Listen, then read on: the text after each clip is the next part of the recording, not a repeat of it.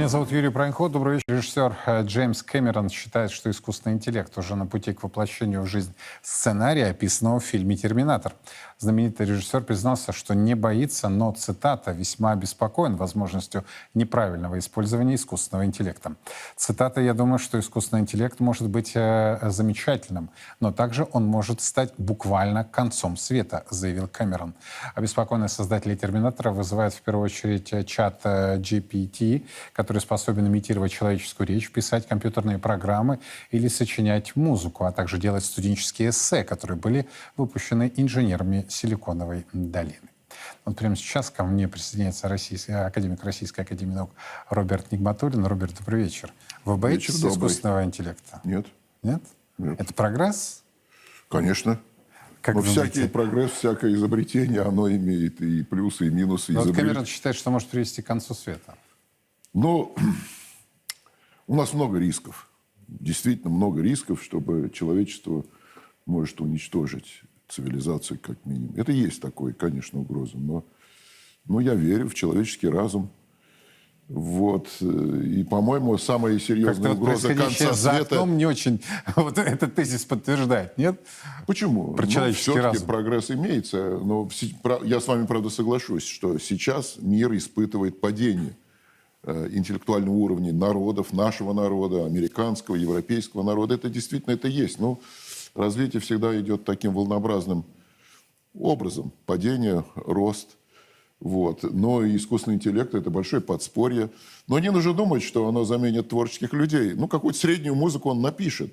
Ну, так же, как... Студенческое эссе тоже примерно. Ну, напишет, да. Это все это есть. Тем более, что уже есть.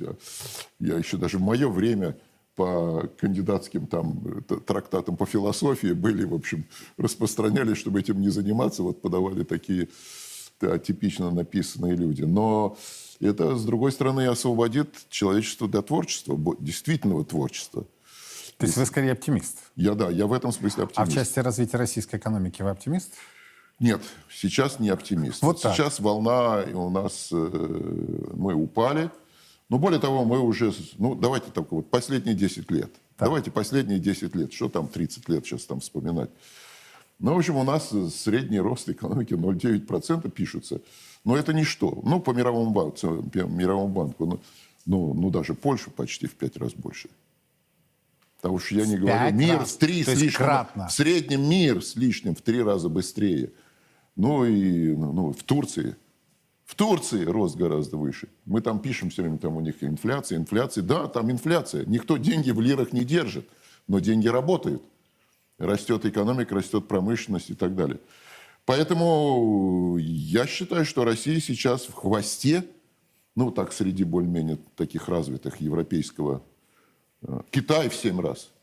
Как пишем, что Китай, там у них замедлилось. Ну, в 7 раз. Дай бог, чтобы Поэтому у нас так замедлилось. И в то же время меня угнетает то, что, вот знаете, вот руководство страны и, в общем, экономика, всем довольны. Они сами себя хвалят. Вот у нас то, у нас то. Вообще вот это самодовольство, оно какое-то стало традиционной. Вот сколько я живу, всегда властные структуры. Как у нас все здорово. А как у них плохо. Ну, у них тоже колоссальные проблемы. Я уже сказал.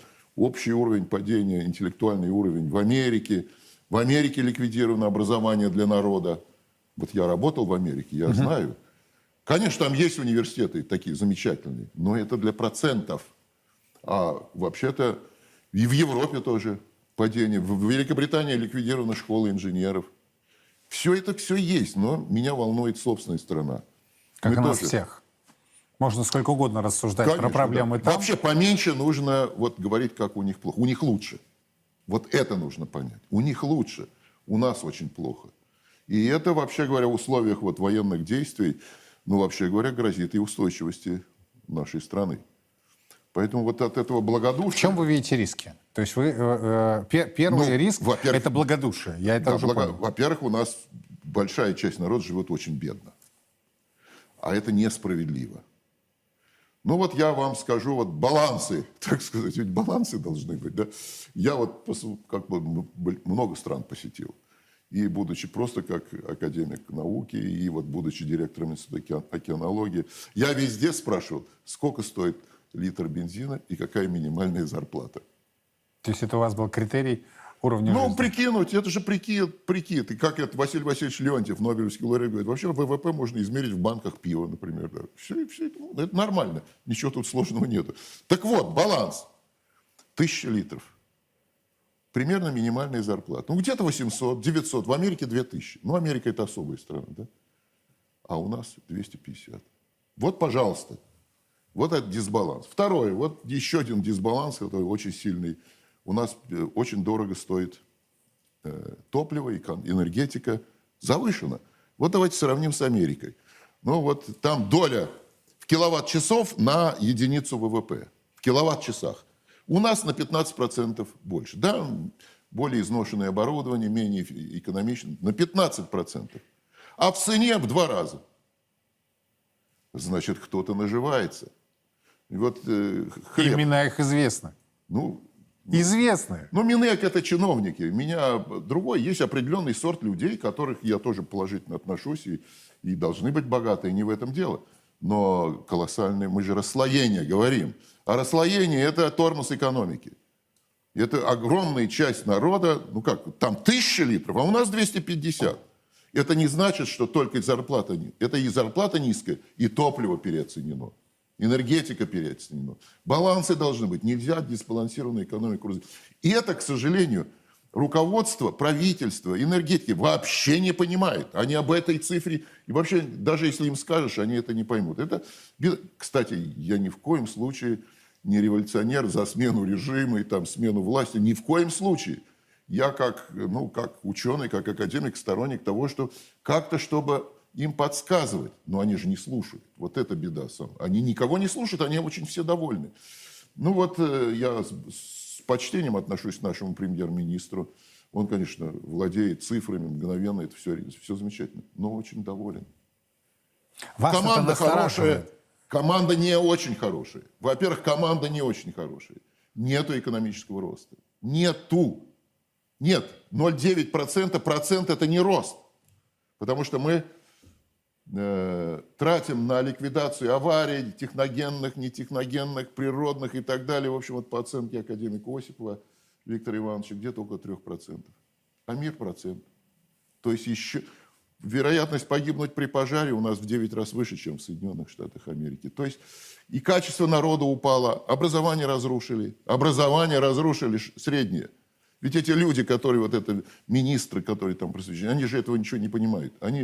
Они, понимаете, роются в этом образовании, ну, все-таки как-то ты, когда операции какие-то делаешь, нужно быть очень аккуратным с организмом.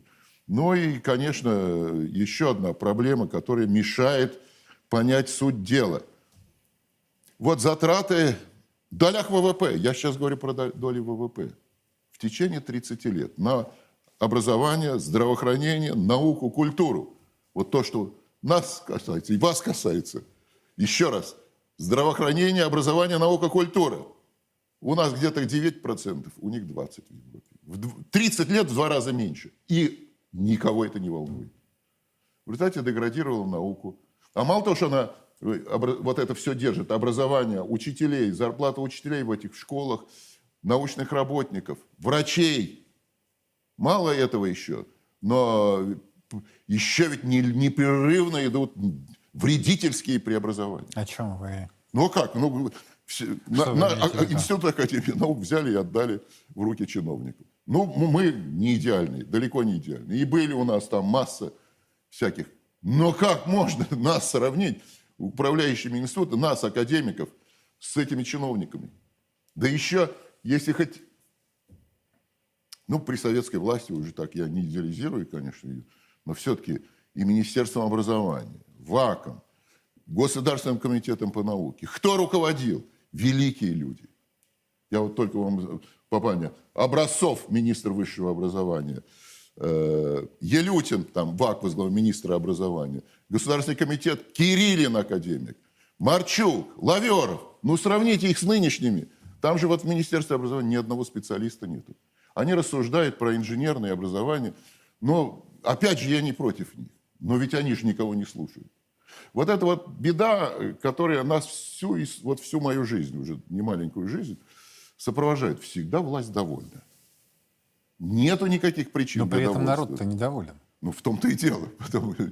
И я еще... И вот когда народ недоволен, это, знаете, вот, ну, держится все. Мы народ, у нас народ терпеливый, но мы не можем предсказать, что будет там через 5-10 лет. Ведь такие могут быть изменения. Не дай бог! И это все угроза устойчивости. Ну и потом, ну, все-таки наш народ уже заслужил, чтобы жить получше. Так нельзя. Нельзя. Как это может Но быть? вам Зарплата встречно могут 15 тысяч. сказать. Ну как это может быть? 15-16. Ну как это может быть? Я согласен. Ну вот поэтому для довольства никакого нету. И главное, никого не слушают. И главное, копаются, меняют, реорганизуют. Ну уж сферу-то науки, образования. Ну вот давайте науку и Но образование. те же чиновники вам могут сказать, хорошо критиковать, предлагайте. Что? Какие необходимы меры, чтобы я был согласен. рост, например, благосостояния домохозяйств? Да? То есть Это наших очень семей. по разным направлениям. Ну, давайте начнем с... У нас же все финансы, министр финансов, самый главный. Ключевой, да. Ключевой. Ну вот мы уже десятилетиями держим ставку там 10, 7, 8%. Это значит, что эти деньги для инвестиций, значит, заторможены. Я понимаю, почему такую ставку. Я понимаю. Почему? Да потому что Даш разворует, растащит доллары. Ну, купит, кстати, он этого и не скрывает. да. Он примерно так Это и все говорит. правильно. Но ну, создай режим, специальные проекты. Вот банки, у нас госбанки, они же должны инвестировать. Они не должны получать доход за финансовые операции. Не должны. Только за успешные проекты. Значит, они в банке, люди должны искать проекты, куда имеет смысл вложить. Могут быть ошибки. Но зачем их кубышки-то держать? Они же ничего не дают. Деньги обесцениваются.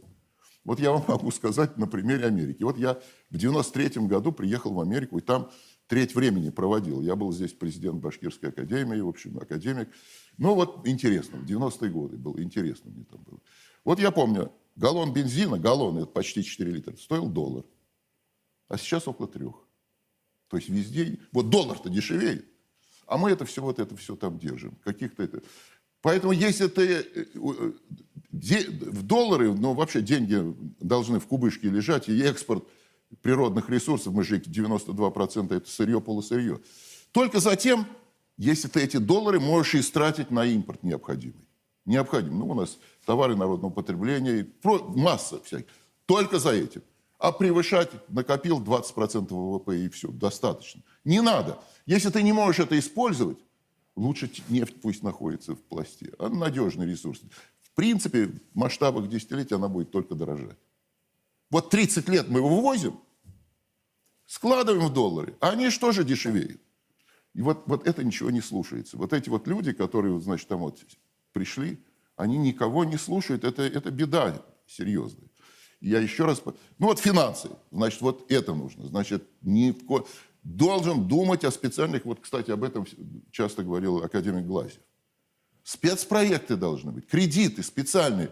То есть ты сделал проект, и если тебе обнаружили, что ты вложил куда-то другое, то тебя сажают в тюрьму. Вот это должно быть. Учиться надо. Народ будет учиться. А так ничего. Мы призываем... Вы вкладывайте... за закручивание гаек. Так. Понимаете, я не за закручивание гаек для тех, кто занимается преступной деятельностью, нарушает правила. Вот это да, это должно суровые наказания. Но это не значит, что из-за того... Ведь в результате чего? Падает уровень народа. Он же у нас сильно упал, образование у нас упало и так далее. Но вот в частности об уровне народа. Мы же говорим, чтобы экономика росла, должны быть инвестиции. В долях ВВП у нас инвестиций в 1,5 раза меньше, чем в Европе. В 1,5 раза. Более того, отдача от инвестиций, отнесенной к приросту ВВП, в 1,5 раза ниже. Пожалуйста, это значит что? 2-3 власти.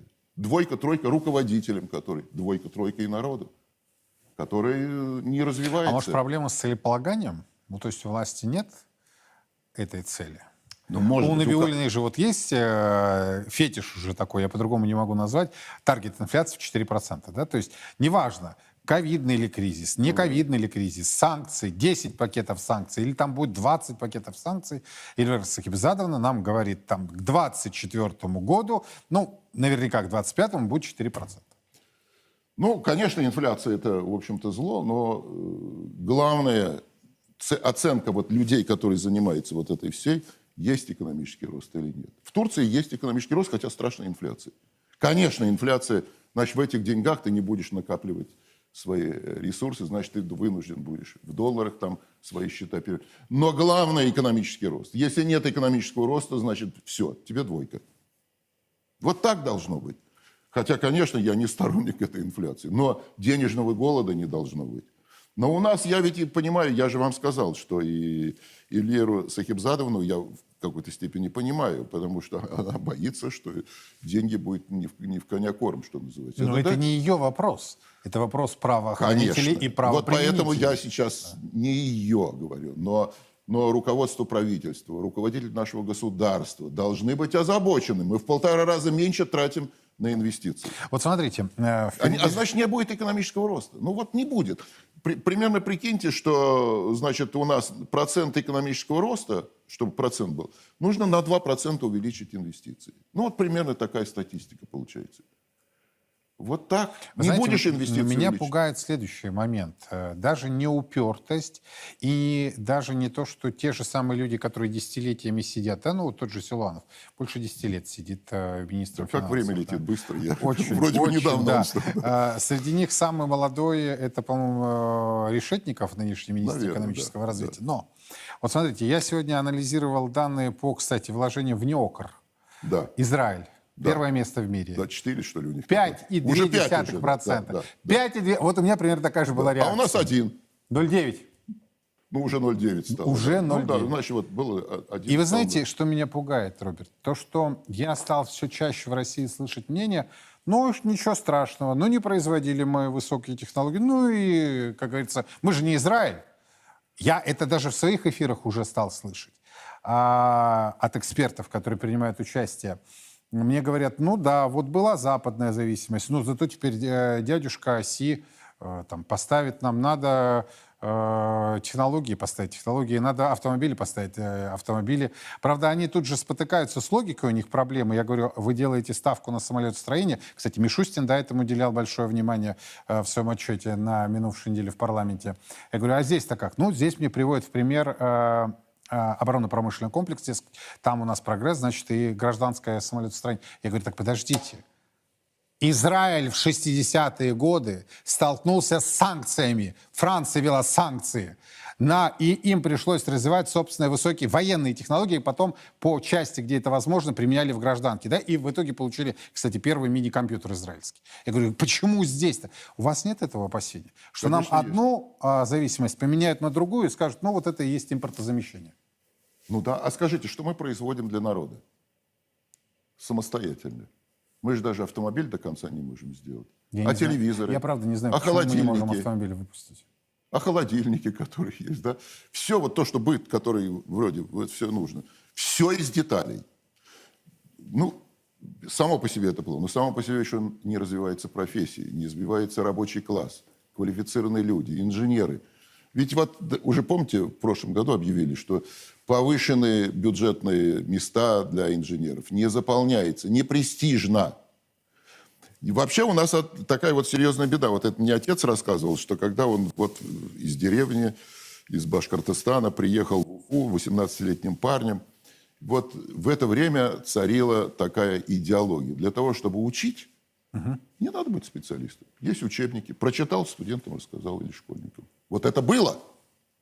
Сейчас другая идеология. Для того, чтобы руководить академическими институтами или учреждениями культуры, учреждением образования, не надо быть специалистом, хорошим учителем, не надо быть профессором, опытным, который писал, читал лекции и так далее.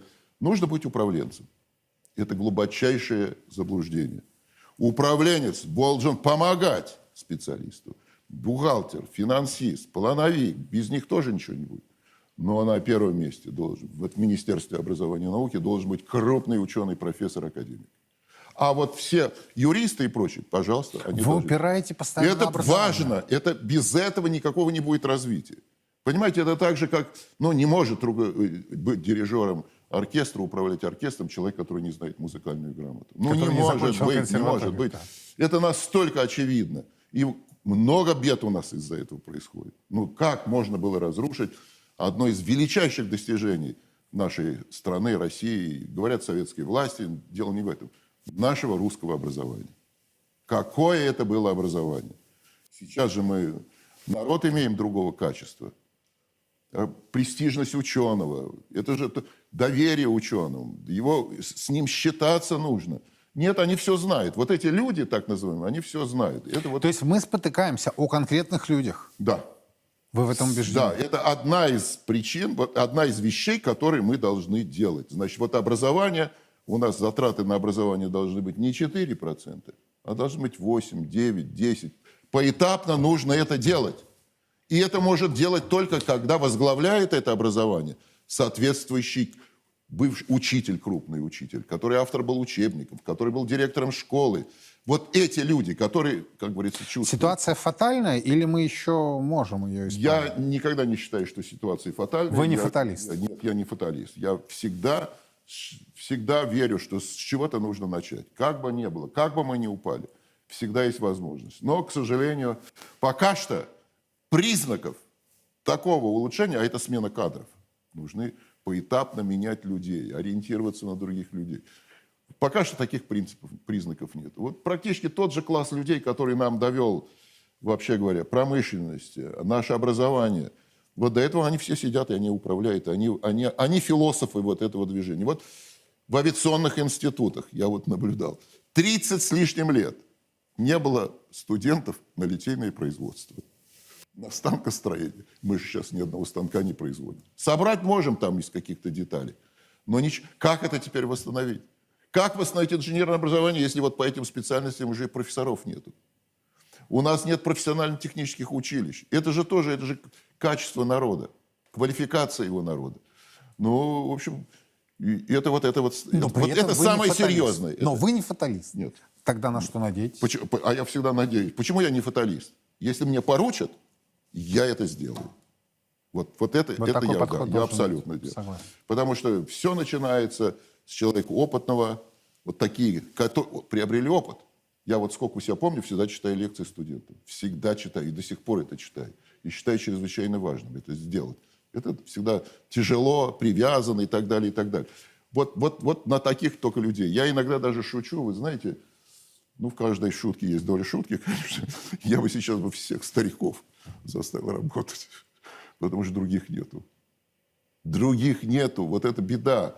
И я бы и президенту это сказал, и главе правительства сказал. Ну, так нельзя. Не будьте довольными. Это все...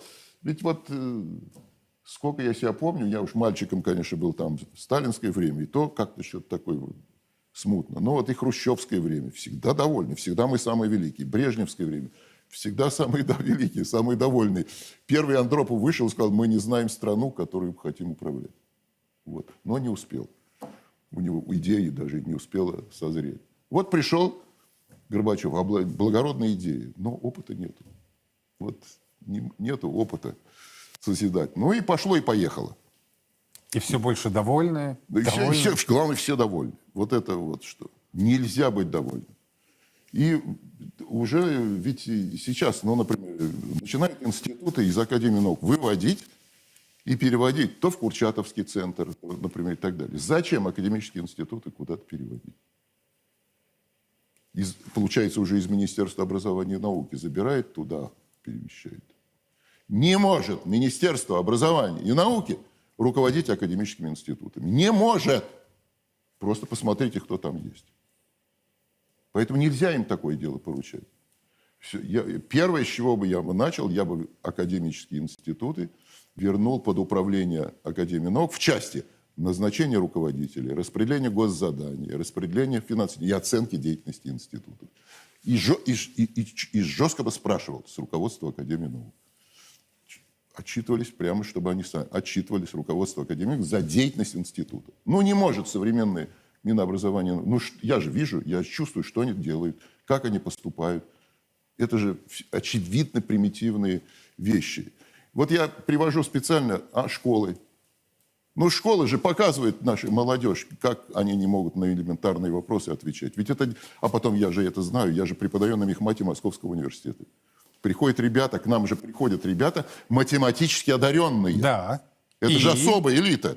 Я напрягся. А теперь мы должны образовывать специальные занятия, чтобы подтянуть их в школьную математику. Да вы что? Вот так. У вас лучшие из лучших. Да. Лучшие из лучших. Их приходится. фактически догонять школьную программу. Школьную математику, да. Все, вау. Нихмат. И причем действительно приходят одаренные люди. Вот так. Поэтому исправление начинается с самооценки. Сам народ должен себе оценку сделать. Само научное общество должно правильную самооценку себе сделать. Это и руководство страны. И руководство страны в первую очередь, потому что это всегда должен быть лидером, за которым мы должны идти. Вот этой самооценки, правильной самооценки нету. А вопрос серьезный. Все-таки же военные действия у нас происходят. Да? Это тут уже еще серьезнее. Роберт, спасибо вам огромное. Академик Российской академии наук Роберт Нигматуллин был Еще у нас раз сегодня в подчеркну, гостях. ни в коем случае не свержение там, власти. Я понял. Вы знаете, нет, а вы уже сказали ключевую фразу, Потому которую что- я запомню и буду вас теперь цитировать. Давайте. Не будьте довольны. Да. Вот, на мой взгляд, это главное, что сегодня в своем выступлении сказал академик Нигматуллин. Потому первую что очередь дела у обращаюсь нас к власти. неудовлетворительны во многих сферах. Слушайте, если на мехматы университета нашего приходят люди молодые, лучшие, которых приходится профессуре университета догонять школьную программу, ребята, мы где оказались? Это же лучше, это реально лучшие из лучших. Они проходят через такое сито, чтобы туда поступить. Это аут. Роберт Нигматуллин будет одним из ключевых участников предстоящего Московского экономического форума. Он будет 4-5 апреля. Подробности в наших эфирах и на нашем официальном сайте. На сегодня это все. Мы продолжаем внимательно следить за развитием событий в России и за ее пределами. Меня зовут Юрий Пронько. Хорошего вам семейного вечера и до завтра.